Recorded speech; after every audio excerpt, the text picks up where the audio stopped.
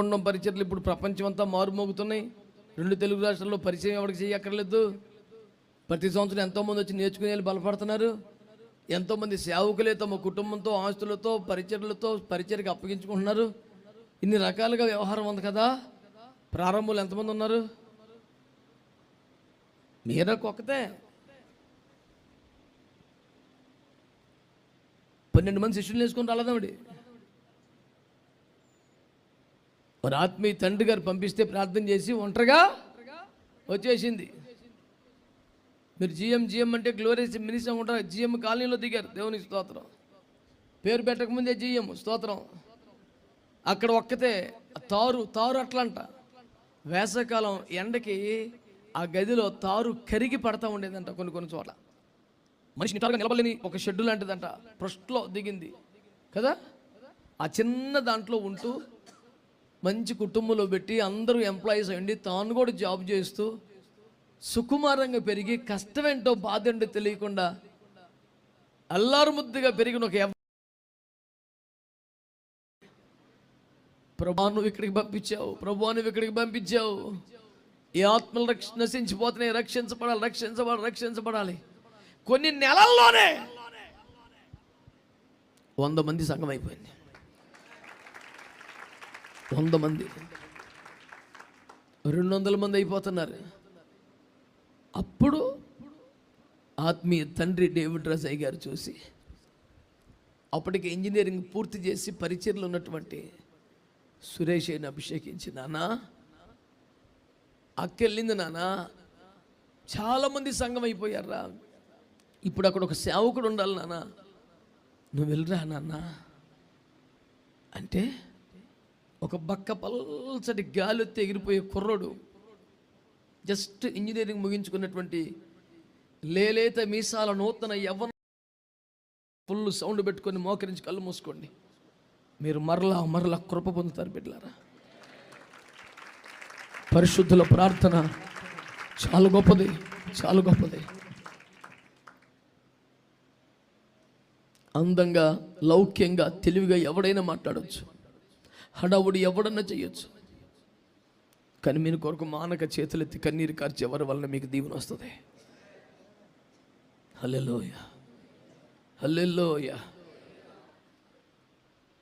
దేవుని బిడ్డలారా, 30 ఏండ్లుగా తన కష్టం, తన ప్రయాస, ఒక బక్కపల్చని కుర్రాడు వచ్చి ఒక మహావృక్షమై ఆకాశ పక్షులకు జంతువులకు ఆశ్చర్యముగా మారగలిగిన స్థాయికి వచ్చాక అకస్మాత్తుగా ఆ చెట్టు తీసివేయబడింది. ఎంట పుట్టిన వారికైనా, ఆ చెట్టు నీడకు చేరిన వారికైనా తానే ఇప్పుడు ఆశ్చర్యపురం అవ్వాల్సిన పరిస్థితి ఏర్పడింది. ఎంట పుట్టి అలవర్చబడ్డ వారికి ఆమె తల్లి, ఈ మహావృక్షం కిందకు వచ్చి చేరిన చెట్లకి జంతువులకి అన్నిటికీ మళ్ళీ ఆమె ఒక్కసారిగా తన శక్తికి ఆరోగ్యానికి మించిపోయిన భారం వచ్చి పడిపోయింది. అయినా నా వల్ల కాదు అనలేదు, నేను చేయలేను అనలేదు. తన బిడ్డల కోసం, మనలాంటి వాళ్ళ కోసం నిలబడి చేతులెత్తారు. ఆమె ప్రార్థన మనకు ఆశీర్వాదకరం. ఆమె ప్రతిష్ట ఈనాడు మనకి స్థితికి కారణం. ఆమె శ్రమానుభవాలు, ఎఫెసీలో పౌలు గారు ఏమన్నాడు? అయినను మహాశ్రమలు మీకు మహిమకరములై ఉన్నాయి. మీ మీదకి ఒక మహిమ రావడానికి ఆమె శ్రమ పడుతున్నారు. పరిశుద్ధుల శ్రమానుభవాలు మీకు చాలా ఆశీర్వాదకరం. ఇంత కష్టములో, ఇంత శ్రమలో ఈ పరిచర్య మీకు దీవెనకరంగా నడుస్తుంది. అనుక్షణం సేవకులకు సూచనలు ఇస్తూ, ప్రోత్సహిస్తూ, బలపరుస్తూ, నాన్న ఇలా చేయండి, నాయన ఇలా చేయండి, నా కొరకు కలవర పడకండి, ప్రభు కృపిస్తారు, మీరు కానివ్వండి. తాను ఏడుస్తున్నారు కానీ ఎవరిని ఏడవనివ్వలేదు. తాను నలిగిపోతున్నారు కానీ ఎవరిని నలిగిపోనివ్వలేదు. తాను నడవలేక మంచానికి పరిమితమైన రోజులు వచ్చాయి కానీ పరిచర్ను మాత్రం కుంటుపడనివ్వలేదు. అలాంటి తల్లి గురించి మీకు తెలియాలి. తన కొరకు మీరు ప్రార్థన చేయాలి.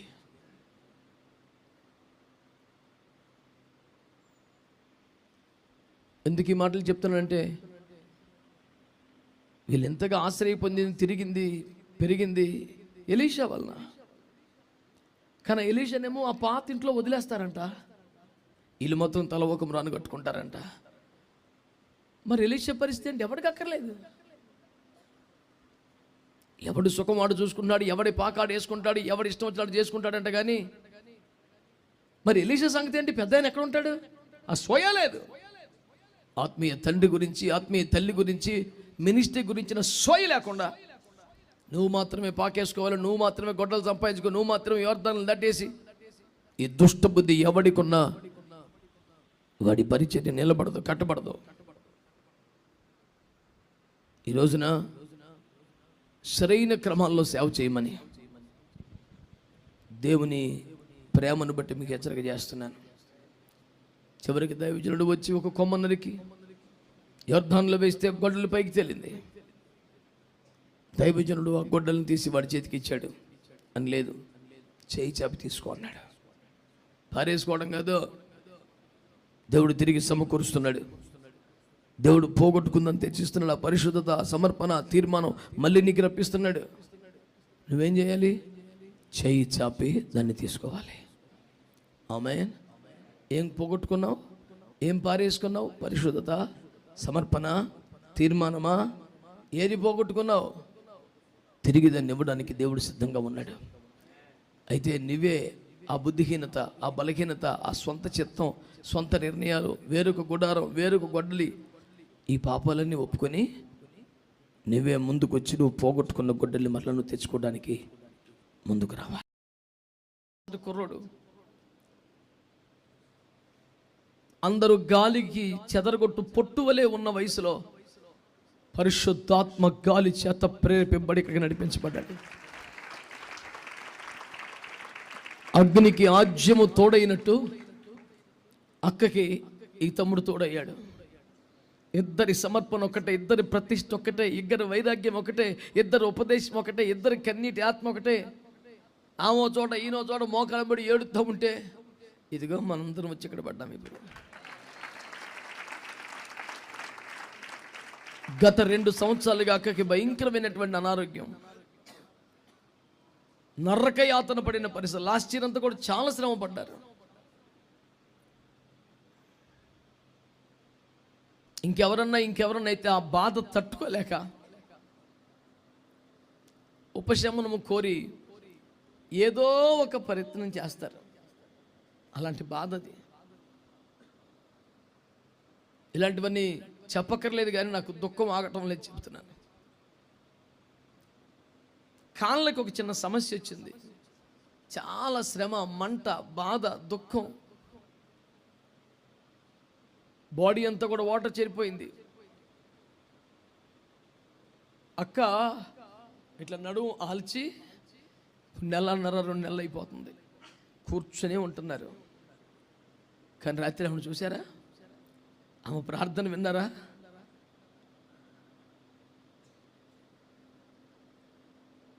ఇంత శ్రమ పడుతున్న వ్యక్తి అని ఎవడైనా ఊహించడానికి కూడా అవకాశం లేదు. ఒక ప్రచండమైనటువంటి అభిషేకంతో తను ప్రార్థన చేస్తున్నప్పుడు మా గుండెలు విసిపోయినాయి. నేనైతే ఒకే మాట రాత్రి ఆమె ప్రార్థన చేస్తున్నంతసేపు నేను ఒకటే ప్రార్థన, ఒకటే ఏడుపు. ఈ స్వరం మోగబోవడానికి వీలేదయ్యా.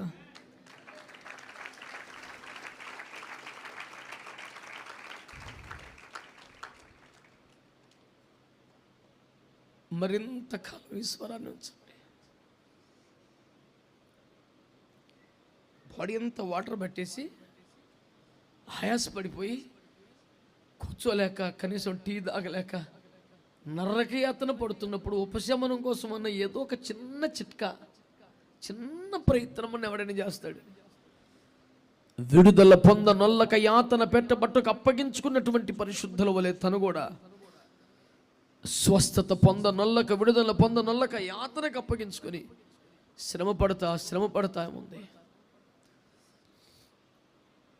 బాడీ అంతా వాటర్ ఎక్కువైపోయి ఒక దినాన కాళ్ళు, 2 కాళ్ళు చేతిలోంచి జారితే పుచ్చగా పగిలిపోద్ది, అట్టు పగిలిపోయినాయి కాళ్ళు. సొంతంగా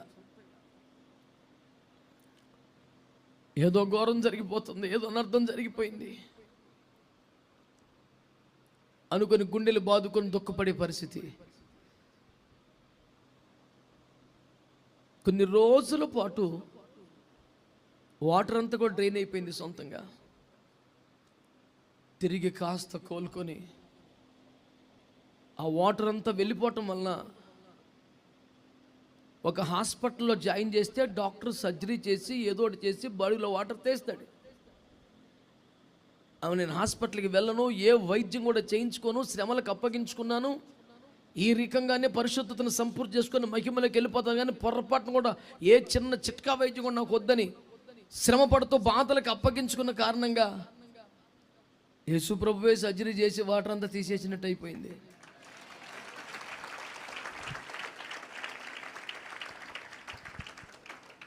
నిన్నంతసేపు కూర్చునే పరిస్థితి కాదు, కానీ మామూలుగానే ఎప్పుడు ఫోటోకి ఇష్టపడే మనిషి కాదు. నిన్నంతసేపు ఫోటోల కోసం తను కూర్చున్నారంటే తనకు ఫోటో అంటే ఇష్టం ఉండదు, మీకు ఒక మధుర జ్ఞాపకం ఉండాలని. సుమారు 30 సంవత్సరాలుగా ఈ పరిచర్యను అలాగా మోస్తూ ఉంది తల్లి. పరలోకంలో సింహాసనం 4 జీవులు మోస్తున్నాయంట. ఎప్పుడు మేమేనా ఎవడో ఒకటి మోయొచ్చు కదా, అన్ని కోట్ల మంది దోతులు ఉంటే ఎవరికైనా అప్పగించలేదు. తండ్రి మాకు విడుదల ఇవ్వండి, ఇంకెవరినైనా పెట్టండి, మేము మొయ్యలేకపోతున్నాం నా 4 జీవులు అనలేదు. ఇన్ని కోట్ల సంవత్సరాలుగా అవి భాగ్యం అనుకొని మోస్తున్నారంట 4 జీవులు.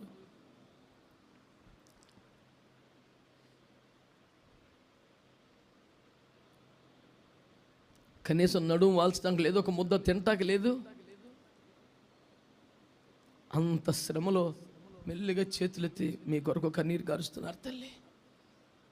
వచ్చినట్టుగా వెళ్ళకూడదు. తిరిగి రాత్రి ఆమె ప్రార్థన మీరు వింటే పదే యూట్యూబ్లో కూడా ఉంది కదా, చూడండి, వినండి. మీరు ఇంటికి పోయినప్పుడు అలా ప్రార్థన పెట్టుకొని మీరు మోకరించండి. మళ్ళీ నా మాటలు ఏం పడుతున్నాయా?